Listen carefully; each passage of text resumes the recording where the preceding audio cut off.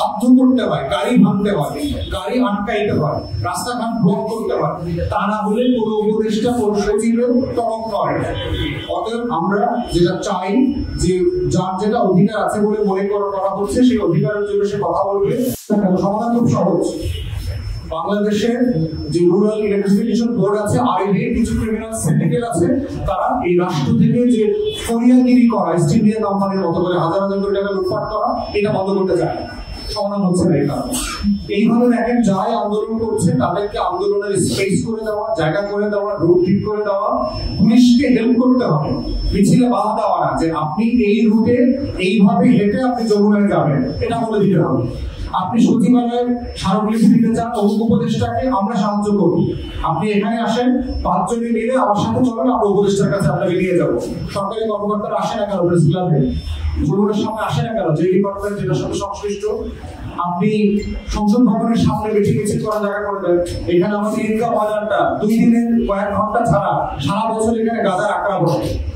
আপনি ঈদগাহ বাজারটাকে আপনি মিছিল মিটিং করবার জায়গা করে দিচ্ছেন না কেন? এখানে আপনি পাবলিক কর্নার করে দেন, অনেকগুলো মঞ্চ করে দেন, পার্মানেন্ট মঞ্চ করে দেন, যেখানে গিয়ে মানুষ মিছিল মিটিং সমাবেশ করবে, গোয়েন্দা সংস্থা ওখানে রিপোর্ট করবে, রেলেভেন্ট ডিপার্টমেন্টের লোকজন এসে ওখানে স্মারকলিপি সহ ডেলিগেশন নিয়ে যাবে। এভাবেই তো রাষ্ট্র নাগরিকদের অধিকার এনশিওর করতে হবে।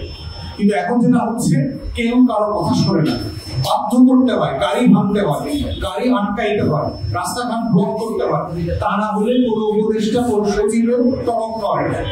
অতএব আমরা যেটা চাই যে যার যেটা অধিকার আছে বলে মনে করা হচ্ছে সেই অধিকারের জন্য সে কথা বলবে। ইনক্লুডিং দক্ষিণের সিটি কর্পোরেশন নিয়ে যারা আন্দোলন করছে, সিটি কর্পোরেশন ব্লক করে দিনের পর দিন, সপ্তাহ পর সপ্তাহ জনভোগান্তি তৈরি করা, সেবা বিকৃত করা, অফিসার কর্মকর্তা কর্মচারীদেরকে ঢুকতে বাধা দেওয়া এবং কোনো কোনো সময় শারীরিকভাবে বাধা দেওয়ার ঘটনা আমরা দেখলাম। সেইটা কোনোভাবে কাম্য হইতে পারে না। এগুলো আওয়ামী ফ্যাসিবাদে আমাদের দরকার ছিল। যে সরকারটা আমাদের সবার, যার সাথে কথা বলার সুযোগ আছে, যার সাথে বৈধভাবে রাজ্যতার সাথে ঝগড়া করবার সুযোগ আছে, তাকে বাধ্য করে আওয়ামী স্টাইলে প্রতিবাদ মিছিল মিটিং কাম্য না। এই জন্য আমরা মিছিল মিটিং সমাবেশ করবার অধিকারকেও দেখতে চাই, এটাকে একটা ডিসিপ্লিনের মধ্যে আনতে চাই এবং এটার সাথে সরকারের যে যোগসূত্র আছে সেটাকে অর্থ পেশাদারিত্বের সাথে যেন করা হয় সেটাও দেখতে চাই। তাহলে জনভোগান্তিটা কমে যাবে। ধন্যবাদ।